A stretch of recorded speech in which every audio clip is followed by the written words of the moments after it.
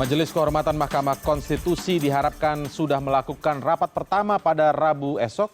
Majelis Kehormatan dipastikan terbentuk setelah perwakilan dari Komisi Yudisial akan memberikan nama perwakilannya selambatnya pada Selasa malam.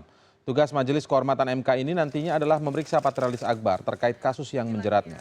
Hasil rekomendasi Majelis Kehormatan ini bisa berupa pemberhentian jika ditemukan adanya pelanggaran. Namun, lantaran Patrialis Akbar sudah mengundurkan diri, kerja Majelis Kehormatan bisa semakin cepat dan mudah sehingga tidak diperlukan waktu pemeriksaan selama 30 hari sebagaimana biasa dilakukan. Namun Majelis Kehormatan tetap berharap bisa memeriksa Patrialis Akbar di tahanan KPK. Kalau diperbolehkan KPK memeriksa, nanti Majelis Kehormatan ke sana. Tapi kalau nggak boleh, sebagaimana dulu Pak Akil, akhirnya pemeriksaannya in absentia kan. Ya kita harapkan jangan sampai 1 bulan, karena ini kan sudah jelas ada Pak Patrialis mengundurkan diri. Kalau itu bisa seminggu atau itu bisa 5 hari, kita syukur 5 hari sehingga Presiden bisa segera melakukan seleksi pengisian jabatan untuk penggantinya. Ya, terulangnya Hakim Konstitusi yang terjerat perkara rasuah dinilai karena MK selama ini terkesan bebas dari pengawasan. Wacana pengawas dari pihak eksternal pun mencuat untuk membenahi Mahkamah Konstitusi. Kasus suap yang menjerat Hakim Konstitusi Patrialis Akbar memunculkan wacana perlunya pengawasan eksternal terhadap Mahkamah Konstitusi. Hal itu dikarenakan pengawasan internal yang ada saat ini melalui Dewan Etik MK nyatanya tak dapat mencegah praktik korupsi terjadi.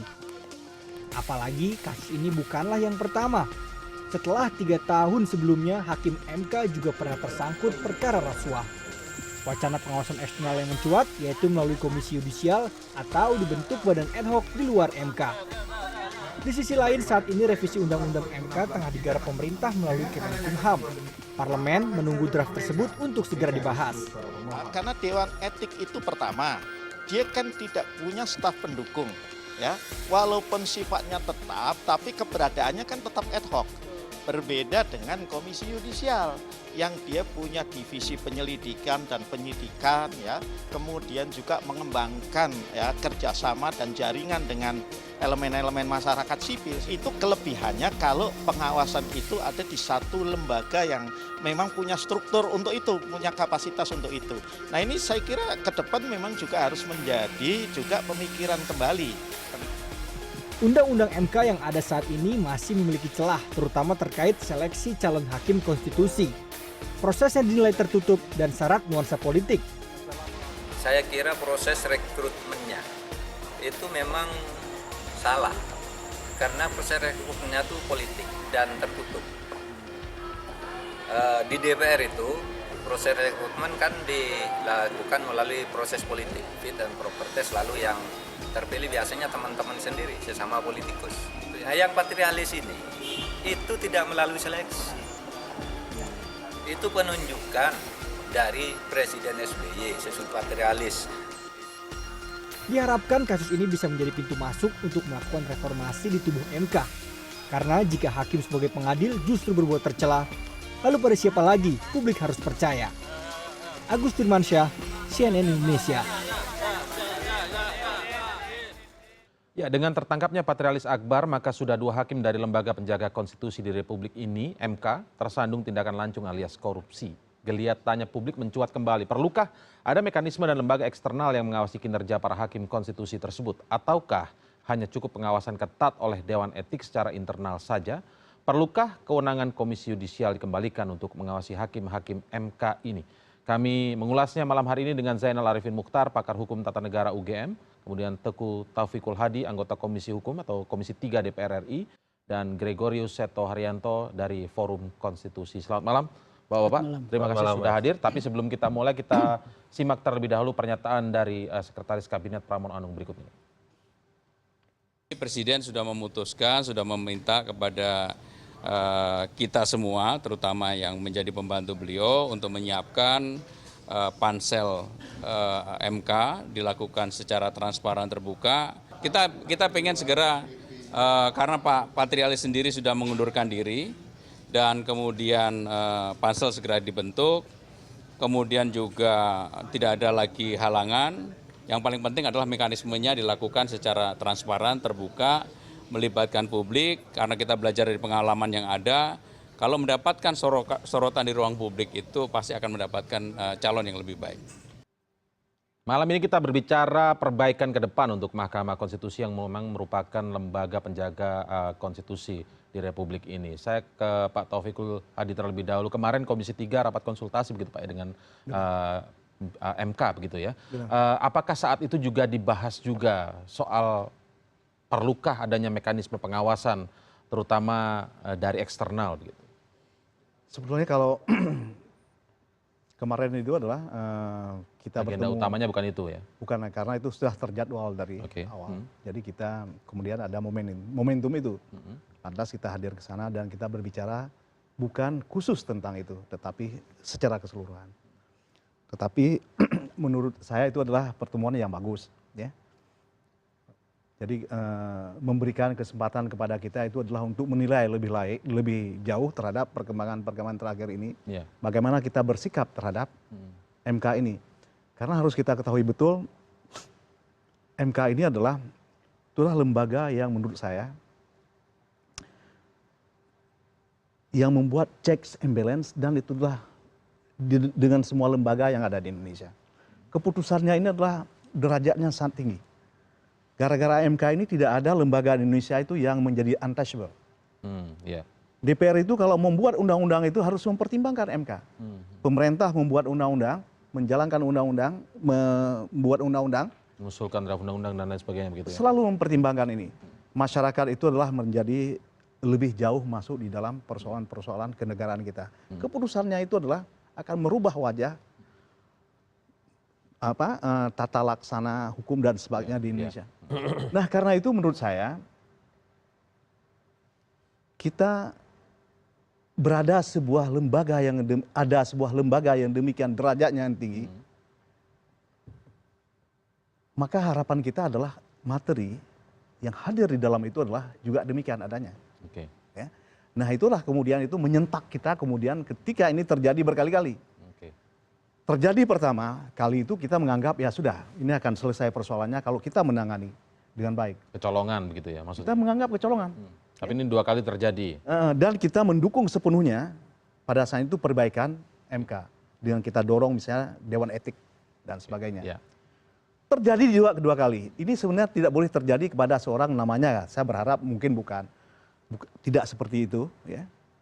Pak Patrialis, dia sebenarnya adalah orang yang kafah di dalam politik. Dia pernah menjadi anggota DPR. Pernah menjadi menteri. Jadi kalau misalnya harapan kepada kenegarawanan itu telah ada. Dan kemudian menjadi hakim di sana. Ya. Tetapi terjadi. Lalu akhirnya sikap Komisi 3 ketika melihat ini, Anda sebagai Komisi 3 melihat apakah akhirnya ini perlu tidak bisa mengandalkan integritas individu saja. Walaupun beberapa seringkali disebutkan bahwa yang hakim MK ini adalah manusia setengah dewa begitu kan. Tetapi perlukah akhirnya kemudian setelah 2 kali ini terjadi tidak cukup pengawasan internal saja? Ini memang kami dengan beliau ini sering berdebat tentang itu. Ya. Paling tidak di TV. Kami selalu mengatakan, saya selalu mengatakan, tidak boleh ada lembaga di muka bumi ini, apalagi di dalam sebuah sistem demokrasi, tanpa pengawasan. Itu udah celaka 12. Itu harus ada. Jadi kalau misalnya pendapat Anda tidak boleh ada lembaga di aturan sistem demokrasi ini yang tidak boleh diawasi. Tidak ada, karena itu checks and balance itu selalu ada. Itulah yang harusnya. Nah, MK ini ada memang lembaga pengawas, ya kan, Dewan Etik itu. Ya. Menurut saya bukan sekedar Dewan Etik harus ada, itu harus kita perkuat menurut saya. Ya, ini nanti kita pikir bersama-sama gimana memperkuat Dewan Etik. Tetapi bukan pada lembaga lain, karena misalnya kita berikan kepada KI. Itu menurut saya tidak terlalu tepat, karena apa? Lembaga ini hampir setara. Setara, KI ini kan lembaga dengan MK ini kan setara, itu bagaimana kita mengawasi. Harus mengawasi itu adalah. Jadi intinya harus ada lembaga sendiri. Harus di luar MK yang mengawasi. Mungkin Dewan Etik MK ini adalah diberikan kewenangan yang lebih, ya. Tidak seperti sekarang, mungkin lebih daripada itu, mungkin hal yang lebih ini kita perkirakan. Yang kedua adalah pengambilan keputusan. Ini yang menjadi persoalan di MK ini. Hakim MK setelah tidak menjadi hakim MK itu menjadi ini pengacara. Untuk di MK lagi. Jadi pasti itu terjadi hal yang aneh di MK sekarang ini menurut saya. Pengambilan keputusan menurut saya itu bukan seperti sekarang ini. Seharusnya kalau pengambilan keputusan, mekanisme pengambilan keputusan hanya dihadiri oleh hakim-hakim MK saja. Baik, baik. Dan yang kemudian diumumkan hari itu juga langsung. Kalau misalnya dikabulkan atau tidak dikabulkan, hari itu kemudian diumumkan. Boleh dia membuat kemudian laporan, itu adalah diumumkan. Kalau boleh saya garis bawahi, berarti Anda setuju ada pengawasan di luar MK? Itu kalau yang saya maksudkan tadi adalah Dewan Etik. Berarti internal? Jadi internal, boleh itu diperkuat. Tetapi itu adalah wewenangnya itu harus lebih. Memperkuat wewenang Dewan Etik, berarti pengawasan internal yang diperkuat begitu ya. Baik, kalau Mas Uceng gimana pendapatnya soal ini terjadi kedua kali saat Akil Mukhtar, Anda juga sangat mengkritisi hal ini. Ya. Yang pertama kan harus kita detailkan ya, apa sih sebenarnya penyebabnya. Penyebabnya tentu tidak tunggal. Kita tidak bicara soal pengawasan semata, tapi kita bicara soal ada sekian banyak faktor yang mengakibatkan kenapa kemudian MK menjadi begini. Satu yang luar biasa menurut saya adalah prinsip rekrutmen. Mohon maaf, rekrutmen itu seingat saya pasal 19 dan pasal 20 ayat 2 Undang-Undang MK sendiri mencatatkan beberapa prinsip. Ada namanya prinsip transparan, ada prinsip akuntabel, partisipatif, dan objektif. Tapi alhamdulillah dari prinsip ini tidak pernah dijalankan dengan baik. Tidak pernah? Tidak pernah. Setahu saya DPR masih lumayan. Presiden pernah melakukannya dengan cukup lumayan, dengan membentuk pansel di zaman satu kali. Oh, untuk yang MK ini ya? Jadi dari dua unsur ini menjalankan itu ya? Iya. Mahkamah Agung paling lemah. Nyaris tidak ada proses yang transparan, akuntabel, partisipatif, objektif, itu nyaris tidak ada karena betul-betul dalam internal saja. DPR pernah melakukan itu. Presiden pernah melakukan itu, contohnya dalam kasus Patrialis. Di mana kemudian dia hanya nunjuk saja, tidak ada proses terbuka, tidak ada proses mendengarkan, dan seingat saya kemudian digugat di PT UN dan kemudian kalah di tingkat pertama, walaupun kemudian akhirnya berbeda. Nah, maksud saya adalah kalau kita mau memperbaiki, yang pertama kita bicara rekrutmen nih. Bagaimana menerjemahkan prinsip-prinsip tadi ke dalam sebuah aturan dan mekanisme rekrutmen yang lebih jelas. Pertanyaannya misalnya, apakah boleh politisi masuk? Menurut saya setiap orang boleh masuk, politisi pun boleh. Tetapi bagaimana kita menghilangkan prinsip kemungkinan dia melakukan konflik of interest. Misalnya, di Undang-Undang Penyelenggara Pemilu misalnya ada batasan waktu untuk memasuki. Nah, menurut saya itu menarik kalau dipakai. Misalnya let's say 2 tahun, 3 tahun, itu menjadi menarik untuk dipakai supaya menghilangkan kemungkinan konflik of interest-nya. Tapi intinya adalah bagaimana kita menuangkan prinsip-prinsip tadi ke dalam proses rekrutmen, dan itu mengikat bagi semua lembaga ini. Jangan kemudian karena merasa bahwa eksekutif atau presiden bisa 3, Mahkamah Agung bisa 3 dan DPR bisa 3, ini diperlakukan jatah-jatahan atau seenaknya dia. Menurut saya tidak boleh, karena ada prinsip yang kemudian ini mengikat loh menurut saya, pasal 19 dan pasal 20 ayat 2 itu. Karena mengatakan bahwa harusnya transparan, akuntabel, objektif, partisipatif. Nah, itulah yang harus diterjemahkan dalam sistem pemilihan. Itu yang pertama. Yang kedua, ini soal kualitas putusan MK sendiri belakangan. Dan itu membuat orang makin banyak mencurigai, makin banyak hal-hal yang di belakangnya orang. Coba lihat putusan MK belakangan, satu dari segi kualitas menurut saya mengalami penurunan yang cukup signifikan. Kalau dibanding sejak kapan ini kalau ada amati? Terakhir barangkali zaman Mahfud, begitu lepas Mahfud mengalami penurunan secara signifikan. Kalau kita baca, kita kurang tahu ya apa faktornya. Saya tidak mungkin mengatakan kualitas hakim karena mereka semuanya punya kualitas yang hampir mirip. Ada standar doktornya dan sebagainya. Tapi kalau dilihat di zaman Jimli dan Mahfud misalnya, putusan itu masih beraroma sangat kuat tuh, analisis, ada alasan, the reason behind-nya keluar, kenapa mengambil posisi itu. Tapi di belakangan itu kan mengalami akseptabilitasnya tinggi sekali waktu. Betul, akseptabilitasnya cukup tinggi. Di belakangan itu mengalami putusan misalnya 115 halaman gitu, kira-kira 110 halaman hanya mengulang permohonan, lalu kemudian hanya 3 halaman, 4 halaman mengulang alasan hukumnya. Padahal menurut kita harusnya kan alasan hukum atau ratio decidendi itu menjadi sangat penting untuk menjelaskan kenapa kemudian posisi MK menjadi seperti itu. Kenapa saya harus menyebutkan ini? Karena berbahayanya adalah sangat mungkin orang kemudian akan bisa, dalam tanda kutip ya, bisa jadi memesan. Karena tidak ada alasan hukum yang kuat menjelaskan. Jadi seakan-akan tiba-tiba ada putusan yang tiba-tiba kayak jatuh dari langit. Yang kedua, masih dari segi putusan, seringkali putusan diambil dengan jangka waktu yang sangat panjang. Dan itu cukup mengherankan sebenarnya.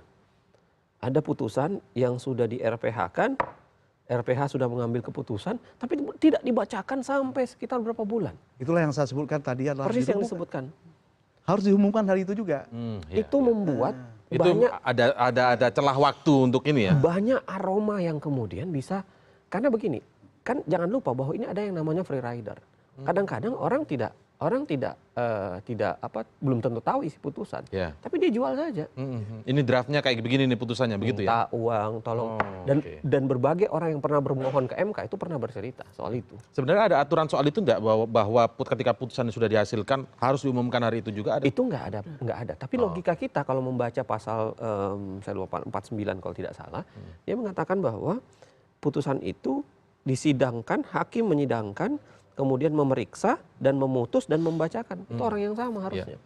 Jadi bayangan saya artinya harusnya ada proses di internal MK di mana orang yang memeriksa, orang yang memutus dan membacakan itu seharusnya sama.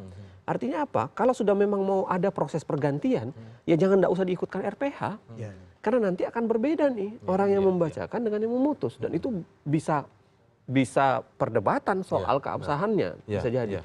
Contohnya misalnya di kasus pemilu serentak. Seingat saya pemohon putusannya sudah diambil, tapi kemudian lama sekali dibacakan sehingga momen pemilu itu lewat. Yang Anda amati satu, kenapa sih dengan rasa ingin tahu Anda itu, apakah Anda mendapatkan jawaban kenapa sih ditunda cukup lama begitu? Nobody know, nggak ada yang tahu. Kecuali karena mungkin barangkali hakimnya belum yakin, hakimnya masih merancang putusan, masih memasukkan. Kita nggak tahu nih, tapi ada sekian banyak putusan yang selalu RPH-nya sudah diambil, tapi kemudian belum dibacakan. Kayak begitu itu masuk ranah Dewan Etik untuk menegur tidak? Tidak?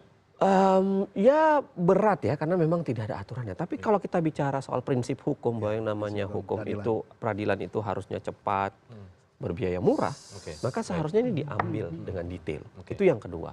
Yang ketiga sebenarnya persis yang kita bicarakan ini soal pengawasan. Saya ada game dasarnya itu adalah begini. Memang hakim itu punya independensi. Itu semua orang berbicara hal yang sama. Mulai di Bangalore Principle, lalu kemudian prinsip-prinsip hakim yang jujur adil, lalu kemudian ada banyak sekali prinsip yang bisa bicarakan bahwa hakim itu harus independen. Tapi jangan lupa bahwa yang namanya independensi itu berkaitan erat dengan integrity. Jadi kalau independensinya tinggi, kalau integritasnya tinggi maksud saya, independensinya bisa ditinggikan. Jangan dicampuri.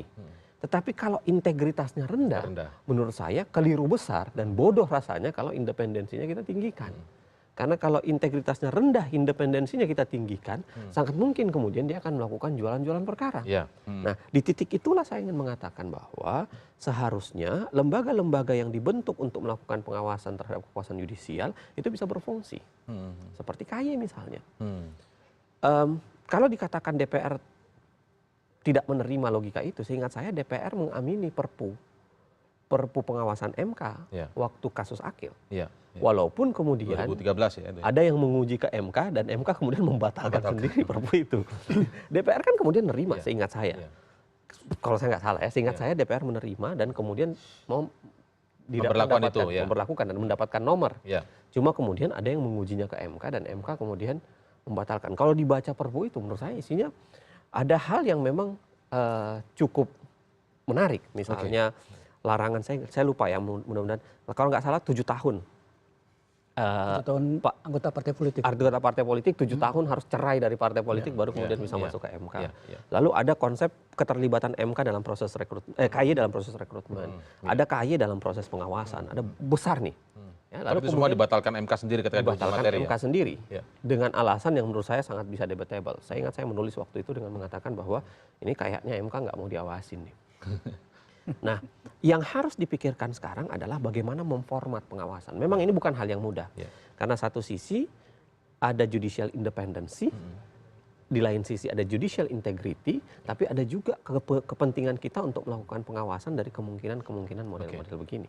Nah, mengukur timbangannya di sebuah titik yang tepat, itu memang harus dipikirkan secara detail. Bagaimana pendapat Pak Seto kalau tadi kita rangkum dari Pak Taufik bahwa tetap ada pengawasan, diperkuat kewenangan Dewan Etik, kemudian Mas Zainal Arifin Mokhtar mengatakan bisa datang pengawasan dari luar begitu ya. Dalam hal ini mungkin saja KY lagi. Mungkin. Oke.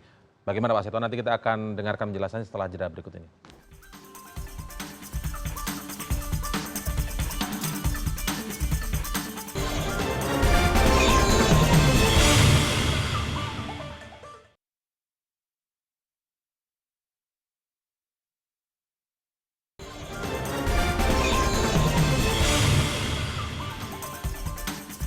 Baik, kita akan dengarkan penjelasan kalian dari Pak Gregorius Seto. Pak Seto, jadi kalau tadi sudah dijelaskan dan dengarkan dari Pak Taufikul dan juga Mas Uceng begitu, kalau pendapat Anda sendiri bagaimana? Apakah memang dengan terulangnya kasus ini, maka sebaiknya mulai dipikirkan pengawasan dari luar MK itu sendiri?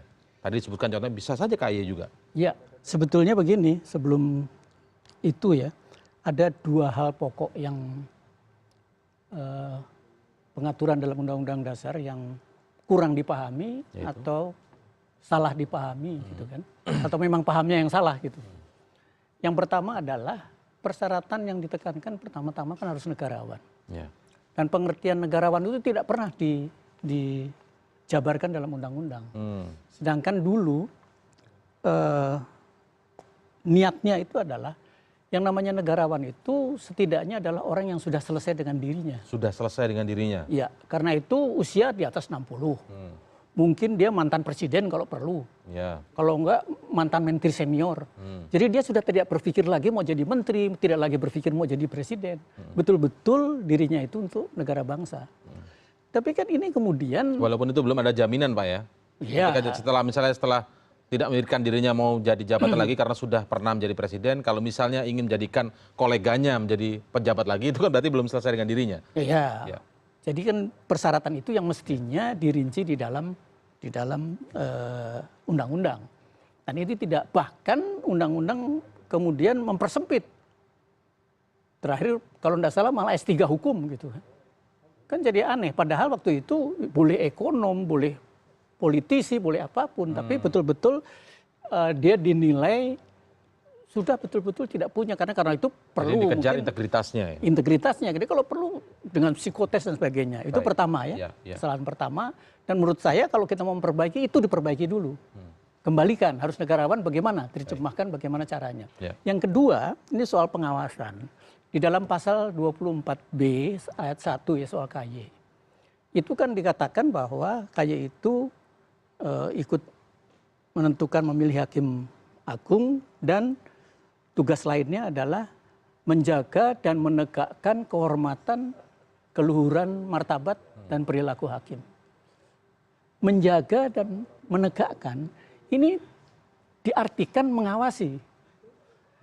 Padahal terminologi mengawasi ada konotasi atasan bawahan. Sehingga ketersinggungan terjadi. MA menolak diawasi gitu kan. Seharusnya diterjemahkan adalah bagaimana caranya menjaga dan menegakkan kehormatan dan keluhuran martabat hakim itu. Bukan mengawasi pengertiannya gitu loh. Saya ini begini, yang mestinya di Pak Seto, saya berikan catatan saja. Tapi kalau soal mengawasi itu dipandang sebagai sesuatu yang menimbulkan atasan bawahan, menurut saya menjadi tidak tepat. Karena kemudian BPK melakukan pengawasan terhadap penggunaan keuangan. Tapi kan tidak berarti BPK menjadi di atas. Menjadi atasan ya. Dari Presiden, dari DPR, dari siapapun. DPR melakukan pengawasan terhadap pemerintah. Ada kewenangan pengawasan di situ. Tapi kan tidak meletakkan DPR menjadi di atas dari pemerintah. Maksud saya, ya hakimlah yang tidak boleh alergi dengan pengawasan itu. Pengawasan itu tidak menuju ke arah atasan bawahan. Enggak, karena pengertiannya beda. Kalau pengawasan BPK itu kan melalui kertas. Ini kan pengawasan pribadi. Sehingga menimbulkan wah, kok seolah-olah dia lebih hebat gitu kan. Apalagi sebentar sama aja dengan DPR. Ya. DPR kepada nggak ada. Enggak, DPR nggak ada yang ngawasi juga kan? Enggak, DPR kepada pemerintah. Kecuali DPR juga nggak ada. Tadi katanya semua lembaga harus ada fungsi pengawasan lembaga. kepada pemerintah. Memang ya, lembaganya nggak ada. Lembaga ini nah, maksud saya begini, mestinya jangan digunakan istilah itu, tapi bagaimana menjaga dan menegakkan kehormatan itu. Karena kalau menjaga menjaga dan menegakkan kehormatan kan bukan mencela. Tapi bagaimana mengamati maksudnya ketika ada pengawasan dari luar tuh mencela atau bagaimana maksudnya tadi Pak? Bukan. Kalau mengawasi itu kan seolah-olah dia lebih tinggi begitu loh. Nah, padahal yang diharapkan itu atau yang dibutuhkan itu adalah bagaimana menjaga dan menegakkan. Jadi dia lebih mendampingi begitu pengertiannya supaya tidak bikin salah. Ini masalah Dan terminologi saja atau bagaimana? Tapi terminologi yang ada dampaknya terhadap, apalagi kan ketentuannya mestinya dia negarawan. Kalau negarawan kan yang ngawasi mestinya ya lebih dari negarawan dong. Tapi dengan kondisi real yang seperti ini, katakanlah seperti itu? Nah, kalau sekarang kondisi faktanya fakta segini, saya kira saya akan lebih sepakat dengan apa yang disampaikan Pak Taufik, bahwa bagaimana kita memperkuat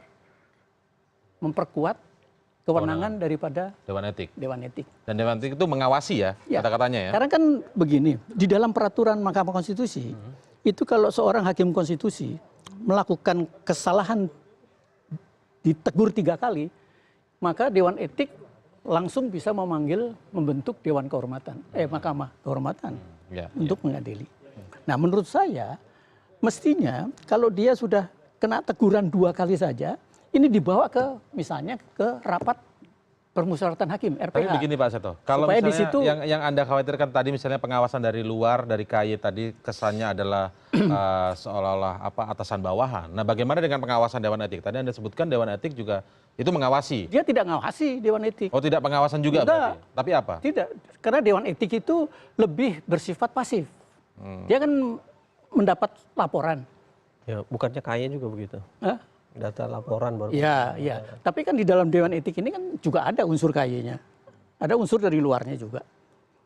Jadi problemnya menurut saya adalah Mahkamah Kehormatan. Kalau Dewan Etik ada?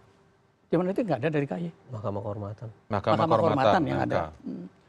Tapi Dewan Etik kan ada unsur dari luar juga, tidak semua dari, kan hanya satu ya, dari mantan hakim dan sebagainya. Tapi yang saya mau katakan adalah bangsa kita ini memang tidak bisa serta-merta rasional begitu ya. Jadi kita selalu juga harus memperhatikan persoalan-persoalan psikologis meskipun maksudnya sama gitu loh. Tapi pendekatan ini pendekatan yang lebih tidak menyinggung lah kadang-kadang. Apa sih yang dikhawatirkan Pak dari pengawasan terhadap hakim ini sebenarnya? Kalau tadi saya cermati itu sepertinya ada kesan kalau saya benar mengawasi hakim itu tidak. Saya yang kebetulan saya banyak bergaul dengan hakim-hakim terutama pada periode pertama. Kesan saya itu, mereka merasa sebagai negarawan, diawasi. Memangnya ngawasi lebih hebat dari dia. Kan begitu seolah-olah. Jadi mestinya digunakan terminologi sama saja kan. Sekarang yang terjadi gara-gara salah terminologi si Fahri Hamzah kena. Padahal kan pengertiannya sama yang dia sebutkan. Tapi kan terminologinya tidak tepat gitu kan. Kalau kita berpikir begitu Pak Seto, barangkali ribet negara ini menurut saya. Kalau kemudian ketersinggungan, ketidakenakan pada sebuah diksi itu menjadi alasan untuk menghilangkan atau menegasikan sebuah konsep. Padahal harusnya kita belajar berpikir substantif. Yang saya khawatirkan semua orang bisa melakukan hal yang sama. DPR nanti Mahkamah Agung juga bisa bilang dong, DPR ini siapa sih? Mohon maaf nih ya. Kan barangkali cuma tamatan SMA. Kami ini doktor, sudahlah kamu nggak usah ngawasin kami. Kan kalau model begitu menurut saya, rusak negara ini. Semua orang bisa saling menegasikan. Kita membangun sistem menurut saya. Ada gium dasarnya persis yang dituliskan oleh Simon Setret di dalam bukunya yang mengatakan kemudian judicial integrity itu punya keterkaitan erat dengan judicial independency. Kalau integritinya lemah, independensinya nggak bisa ditinggikan. Nah, saatnya menurut saya kita melakukan intervensi. Tapi dia persis yang saya bilang tadi, kan menjaganya di titik setimpal. Prinsipnya kan pengawasan. Persoalannya kan apakah harus dari luar seolah-olah super body gitu ya? Katanya dari dalam tadi juga bukan mengawasi menurut Anda tadi. Iya, itu kan bisa diperkuat gitu kan. Sama saja di DPR kan nggak ada yang ngawasi dari luar kecuali rakyat ya. Tapi ada majelis kehormatan kan yang ini. Sama saja sebetulnya. Ada MKD-nya kan. Nah, sekarang saya sepakat dengan beliau bahwa bagaimana Dewan Etik ini diberi kewenangannya lebih. Sekarang ini kan kewenangannya Baik. sangat Kita dengar juga pernyataan dari Ketua MK kalau tidak salah kemarin begitu mengatakan bahwa lembaga peradilan tidak bisa diawasi. Bagaimana menurut Anda Pak Taufik? Ya tidak juga. Tidak benar juga? Tidak benar juga. Bagaimana kita memperlakukan? Karena memang hakim itu sudah pasti. Dia ini adalah ada sebuah keyakinan kita kepada keputusan hakim itu adalah itu bukan kalau kita itu meragukan keputusan hakim itu, maka tidak akan ada keadilan nanti. Dan selalu kita ragu. Itu hakim kan wakil Tuhan di muka bumi. Ya. Karena itu menurut saya di dalam konteks keputusan tentu saja di dalam konteks hukum ya itu mungkin seperti itu. Tetapi dalam konteks kelembagaan tentu saja harus diawasi. Dia akan mengambil keputusan-keputusan. Ya. Kira-kira apa yang membuat Anda misalnya cukup di dalam saja diperkuat? Kenapa tidak bisa dari luar ikut mengawasi dengan baik misalnya? Ini saya melihat ini di dalam konteks ini saja antar kelembagaan ya. Dan itu lebih memudahkan. Kan kalau hakim MK ini hanya 9 orang. Berbeda dengan hakim di bawah Mahkamah Agung yang demikian banyak ya. Itu memang harus ada lembaga yang mengawasi secara sangat ketat. Nah, kita berikan kesempatan. Yang kedua itu adalah pengawasan oleh KAI itu juga sudah pernah sudah dimentakan oleh MK sendiri. Jadi kita agak rumit nanti mencari persoalan tersebut. Karena itu menurut saya agak rumit atau memang sebenarnya tidak bisa sama sekali. Kalau agak rumit kan berarti masih ada bisa kalau memang ada will yang mungkin harus kita lakukan. Kita melakukan amandemen terhadap konstitusi dulu. Kan itu problemnya. Jadi panjang sekali nanti riwayatnya. Kalau menurut saya harus kita cari jalan yang lebih cepat. Lebih cepat adalah kita memberikan beban dan kemudian wewenang sama dengan lembaga misalnya seperti KAI yang kita harapkan. Itu lebih memudahkan. Dan itu adalah mereka itu adalah dengan kualifikasi yang mungkin setingkat dengan hakim-hakim MK sekarang ini. Kalau doktor ya mereka doktor juga. Jadi kemudian itu tidak ada kemudian ada tabrakan psikologis di dalam konteks itu. Jadi itu kemudian hadir akan menjadi lebih enak menurut saya. Jadi ini kita lihat ini adalah dalam konteks yang lebih memudahkan kita. Kalau memang itu adalah harus ke KAI, nanti kita pikirkan bersama bagaimana caranya. Walaupun riwayatnya panjang tadi Anda sebutkan. Menurut saya agak panjang. Tapi juga ada problem. Karena ketika saya terlibat ya dalam amandemen Undang-Undang Dasar. Dulu itu memang pertama-tama Mahkamah Konstitusi itu masuk di dalam pasal 24B.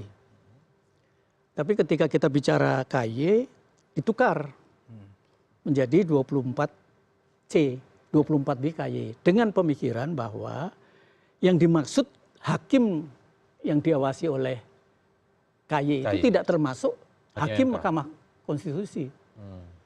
Karena itu aturannya lebih didahulukan ini. Nah, pikirannya dulu itu ya itu karena ini negarawan gitu. Jadi waktu itu pikirannya begitu, gitu kan. Itu yang dijadikan dasar kemudian sepakat karena faktor negarawan itu ya. Nah, itu nanti tapi begini. Tapi itu kan tidak pernah dipenuhi. Itu tertulis bahwa memang tidak kualifikasi seperti itu. Tidak termasuk hakim Mahkamah Konstitusi. Oh, enggak. Saya sebenarnya balik ke pilihan diksi. Kalau memang kita mau tegak sama pilihan diksi, ini kan menjadi lucu nih. Menjaga etika perilaku kehormatan hakim, kecuali hakim konstitusi. Dan itu tidak disebutkan. Artinya hakim ini siapa nih? Bayangan saya hakim, termsnya adalah keseluruhan hakim. Dan ini kesempatan besar ketika kita sedang menginisiasi RUU jabatan hakim nih. Menurut saya, ini kesempatan kita untuk mendetailkan apa sih yang dimaksud hakim. Kan seharusnya hakim adalah meliputi semua hakim dong. Jangan cari-cari alasan kami bukan hakim. Hanya karena kami dipilih 5 tahunan. Kami dipilih 5 tahunan sedangkan dimaksud hakim itu adalah karier. Lalu menurut saya dengan adanya hakim-hakim ad hoc, logika itu sebenarnya udah runtuh tuh. Karena hakim ad hoc kemudian dipilih juga dengan konsep tahunan. Yang kedua adalah, mari kita selesaikan di RUU jabatan hakim. Taruhlah kemudian sangat alergi dengan KY. Padahal seingat saya beberapa hakim yang memutus bahwa KY tidak diawasi oleh MK, itu menulis dalam bukunya sendiri bahwa KY harus mengawasi MK. Seingat saya, jadi saya bisa menunjukkan ada beberapa hakim yang menolak itu sendiri, sebenarnya menulis buku yang sangat detail mengatakan bahwa KY harusnya mengawasi MK. Saya tidak tahu kenapa terjadi perubahan cara pandang, wallahu alam. Tapi intinya tergantung situasinya. Wallahu alam, makanya saya sebutkan wallahu alam. Tapi maksud saya adalah, tak kala kita bicara soal hakim, ini saatnya kita dudukkan nih sekarang. Menurut saya RUU jabatan hakim menjadi sangat penting. Bayangan saya dalam undang-undang jabatan hakim, itu semua jenis hakim didetailkan di situ. Karena ada banyak sekali jenis hakim sekarang. Ada hakim konstitusi, ada hakim agung, ada hakim biasa, ada hakim ad hoc, ada hakim kuasi-kuasi peradilan. Ada banyak nih. Yang ini kemudian kalau kita mau bermain logika dengan soal hakim, ini nggak diatur dengan detail nih. Padahal bayangan saya kalau RUU jabatan hakim nanti ngatur detail. Termasuk barangkali RUU jabatan hakim itu bisa mendetailkan makna pasal 19 dengan 20 ayat 2 tadi. Jadi kalau hakim konstitusi diisi, apa maknanya yang dimaksud dengan transparan, akuntabel, dan lain sebagainya. Nah, kalau soal pengawasannya harus ke KY atau tidak, itu soal pilihan. Ada banyak negara. Saya cuma merasa sayang aja nih, kita membuat KY, yang itu hanya seleksi hakim agung, pengawasan Mahkamah Agungnya pun masih dioret-oret, masih dicoret-coret terus, masih digangguin terus, karena dibatalin berkali-kali. Bahkan belakangan kewenangan dia untuk ngangkat hakim di tingkat bawah pun ikut serta itu kemudian dihapuskan oleh MK. Dan jadi saya ngerasa kita bikin KY ini kayaknya kemahalan banget, bubarin aja lah sekalian kan. Ternyata kewenangannya nggak sampai sedahsyat itu ternyata. Kewenangannya jadi sebagai catatan. Sebagai catatan, saya ini di dalam konteks pengawasan checks and balance antar lembaga, dalam kesempatan ini saya sepakat sekali dengan. Jadi perlu ada pengawasan dari luar untuk MK? Ya pokoknya itu beda lagi.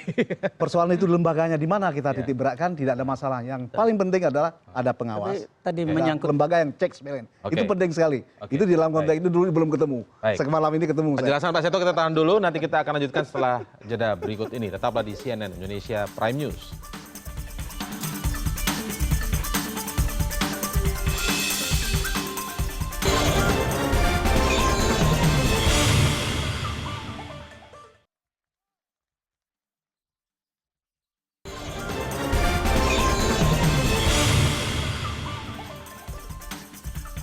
Jika boleh saya simpulkan di segmen sebelumnya tadi, sepertinya tentang perbaikan MK ini ada beberapa pintu tadi. Tapi kalau dari catatan Mas Uceng tadi, kalau saya lihat selain rekrutmen, kemudian memperhatikan kualitas kinerja hakim saat berjalan, dan kemudian juga pengawasan yang harus ditingkatkan. Kalau dilihat tadi artinya Dewan Etik yang ada saat ini itu kurang maksimal menurut Anda? Maksimalnya kan sangat bergantung dengan feedernya ya, feedingnya itu. Jadi kalau misalnya laporannya bermutu, kuat, bla bla dan lain sebagainya, Mahkamah Kehormatan bisa berjalan sangat kuat. Saya ingat kasus Refli lah. Kalau Anda masih ingat kasus Refli Harun yang kemudian menemukan sesuatu, tetapi kemudian karena kelemahan dia tidak bisa membawa bukti, karena dia tidak punya bukti-bukti tertulis dan sebagainya yang bisa dihadirkan, itu kemudian melalui sebuah jalan buntu dan akhirnya kemudian seakan-akan Refli yang menjadi pesakitan. Tapi kan terbukti beberapa tahun kemudian akhirnya Akil yang kemudian ditangkap. Gitu. Maksud saya bukan untuk mengatakan Refli benar dan Akil salah ketika itu, tapi maksud saya adalah ada mekanisme yang seharusnya memang diperbaiki dengan jauh lebih detail. Satu, mekanisme pengawasan di dalam maksudnya. Yang kedua, ini bergantung dengan model Dewan Etiknya sendiri, bagaimana dia bekerja secara lebih detail. Mohon maaf, menurut saya MK, kita ini pasti, kita kritik MK ini karena rasa sayang ke MK. Karena persis yang dikatakan beliau, MK ini the highest interpreter of constitution, ada banyak nih persyaratnya. Dan MK menurut saya ada terjadi beberapa kali proses catatan yang seharusnya sudah kita memberikan garis besar. Saya mencontohkan misalnya, sidang itu kan sekurang-kurangnya 7 orang. Itu jelas. Tetapi dalam beberapa sidang kita temukan itu 6 orang. Udah sangat menyalahi ini. Dengan alasan bahwa ini adalah panel yang diperluas. Let's say itu adalah istilah baru yang dibuat belakangan. Tapi biar bagaimanapun standar persidangan 7 orang itu menjadi standar yang. Nah kalau Anda mau ingkari itu, ya aturan itu harusnya di undang-undang dong. Bukan kemudian diatur secara bla bla bla tiba-tiba di belakang. Nah maksud saya adalah praktik yang terjadi di MK ini bisa menjadi catatan sebenarnya. Dengan segala pujian, karena MK memang juga sangat luar biasa. Paling tidak kalau di-compare dengan Mahkamah Agungnya ya, menurut saya MK memang jauh lebih baik. Tetapi kalau kita mau kritisi ke dalam dengan detail, ada banyak sebenarnya bolong-bolong yang sebenarnya bisa harus diperbaiki dengan cepat dan baik. Kalau KY ini sifatnya begini, pasif juga tidak? Kita masih berasumsi mayoritas hakim MK itu orang baik. Ya. Jadi kita selalu merasa bahwa sudahlah nggak perlu diawasi, mereka silahkan baik. Coba kalau kita asumsikan, tiba-tiba yang masuk di sana, mohon maaf dalam tanda kutip ini para begundal. Susah betul ngawasin nih. Kalau kemudian kita tidak siapkan kartu pengaman untuk ngawal itu dengan baik.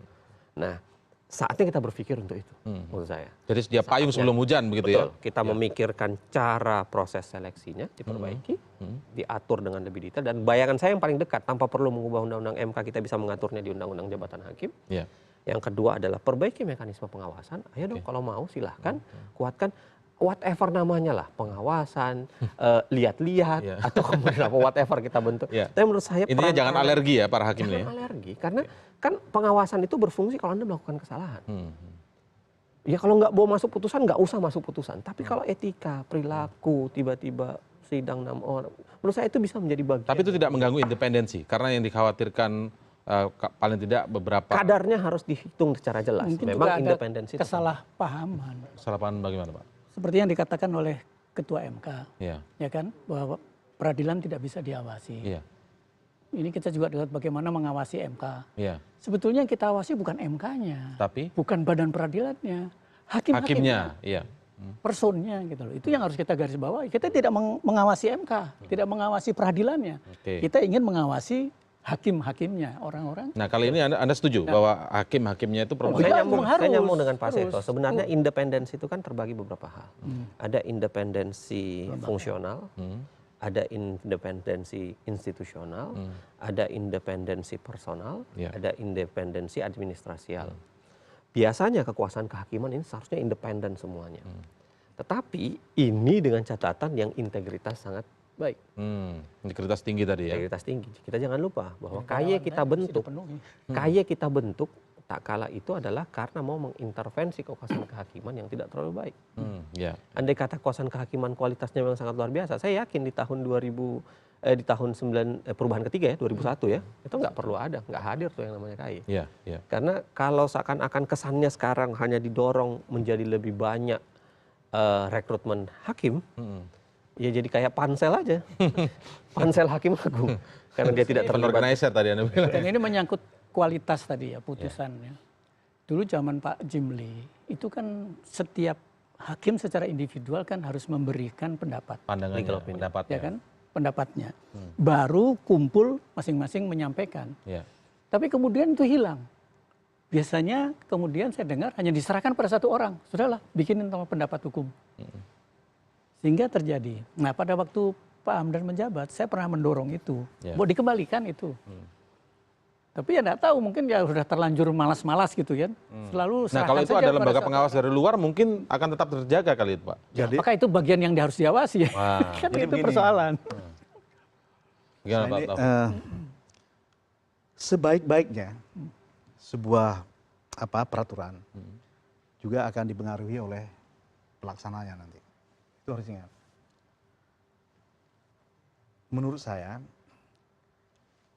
kalaupun kita telah setuju ada hal yang pada tataran yang lebih tinggi kita putuskan setuju, seperti misalnya rekrutmen, itu kita harus perbaiki, kemudian kita pada tingkat pengawasan kita perketat, tetapi menurut saya yang selalu persoalannya adalah bukan di situ.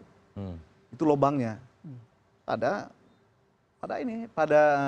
mekanisme pengambilan keputusan di sana. Yang kenapa lama seperti itu tadi. Saya selalu tidak pas kalau misalnya hal tersebut menimbulkan keraguan-raguan orang. Bertanya, kenapa lama sekali diputuskan? Kenapa tidak diumumkan pada saat itu? Ini menimbulkan kecurigaan. Dan kecurigaan itu adalah yang menjadi tanda yang kita harus pegang. Saya akan negative thinking di situ. Karena itu menurut saya itu di situ harus diperbaiki. Nah, yang seperti ini itu bukankah bisa masuk pada ranah pengawasan misalnya Pak, untuk menjaga tetap misalnya ada penundaan pembacaan putusan itu. Kalau misalnya yang mengawasi misalnya seperti itu juga gimana?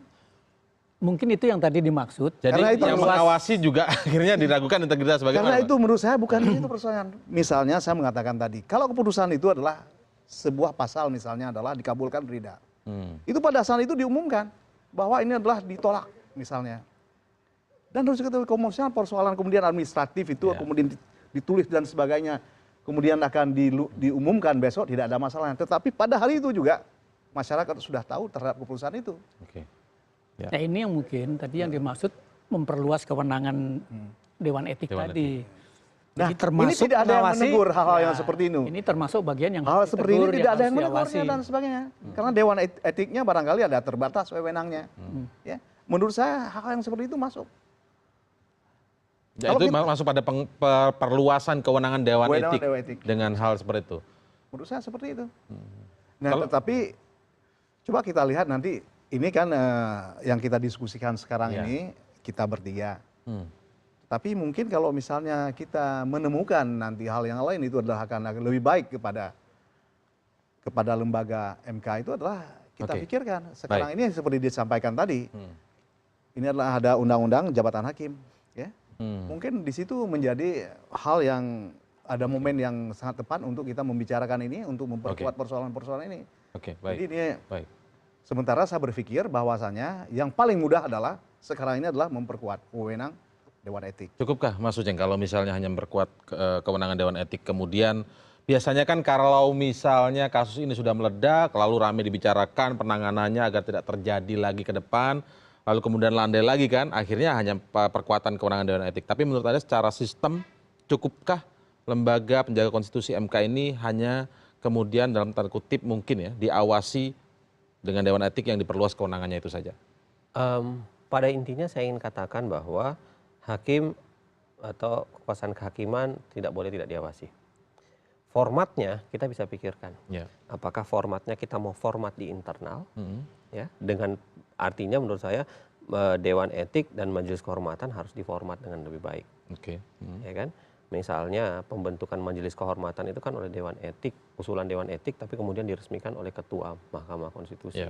Pertanyaan kita sering adalah gimana kalau Ketua Mahkamah Konstitusinya yang kemudian harus di Dewan Etik kan? Karena kemudian akan ada nih problem-problem. Maksud saya diperbaikilah mekanisme kalau mau di dalam, harus dikuatkan, harus bisa menjangkau hal-hal yang lebih kuat, harus bisa barangkali bergerak secara lebih inisiatif sendiri, tidak ada banyak penguatan kalau kita mau. Kalau kita mau berdayakan lembaga konstitusi yang juga ada, kita buat dia di KY. Kita buang deh kata pengawasan itu. Kita bikin kalimat apa. Kita buat dia untuk, menurut saya bisa terlibat di dua hal. Persis Perpu yang dulu disusun di tahun 2003. Dia bisa di awal, yaitu tak kala rekrutmen, KY terlibat. Lalu kemudian di akhir, tak kala etika dan perilakunya bermasalah, itu kemudian bisa diawasi. Menurut Anda itu yang paling ideal? Silahkan, bisa dipilih. Walaupun saya menganggap bahwa KY seharusnya masuk di situ, seperti tulisan banyak orang yang mengatakan bahwa KY harusnya mengawasi kekuasaan kehakiman secara keseluruhan, secara keseluruhan, Mahkamah Agung dan Mahkamah Konstitusi. Nah, bisa dipilih. Tetapi yang paling penting jangan lupakan ada dua problem lainnya itu tadi, yaitu kualitas proses di MK sendiri yang harus diperbaiki, dan rekrutmen, supaya kemudian ini tidak menyandra atau kemudian tidak dijadikan alasan atau tidak dijadikan pintu masuk untuk orang free rider untuk mencari apapun di situ. Yang kedua adalah rekrutmennya. Rekrutmennya harus diperbaiki, prinsip-prinsip transparan, akuntabilitas, akuntabel, kemudian objektif, partisipatif itu harus dituangkan ke dalam peraturan yang lebih detail. Mumpung ada undang-undang jabatan hakim sekarang ini yang sedang digodok, sehingga saya masuk di Komisi 3, kenapa kemudian tidak diatur di situ? Kita lihat bayangan saya undang-undang jabatan hakim mengatur seluruh hakim di Republik ini, seluruh jenisnya, tanpa memisahkan dari A sampai Z, lalu kemudian mengatur bagaimana proses jabatannya dia, bahwa nanti diatur di undang-undang. Jangan-jangan nanti tetap kecuali hakim konstitusi begitu. Tergantung Komisi 3 nih. Oke, baik, kita lihat nanti perkembangan seberapa ya Pak pembahasan dari Komisi 3 terkait dengan revisi undang-undang jabatan hakim ya. Terima kasih untuk ulasannya malam hari ini, tapi kita berharap bahwa kasus yang terjadi untuk kedua kalinya di Mahkamah Konstitusi ini tidak terulang lagi. Kita berharap Mahkamah Konstitusi benar-benar diisi oleh orang-orang yang seringkali disebut begitu manusia setengah dewa. Terima kasih Bapak. Selamat malam.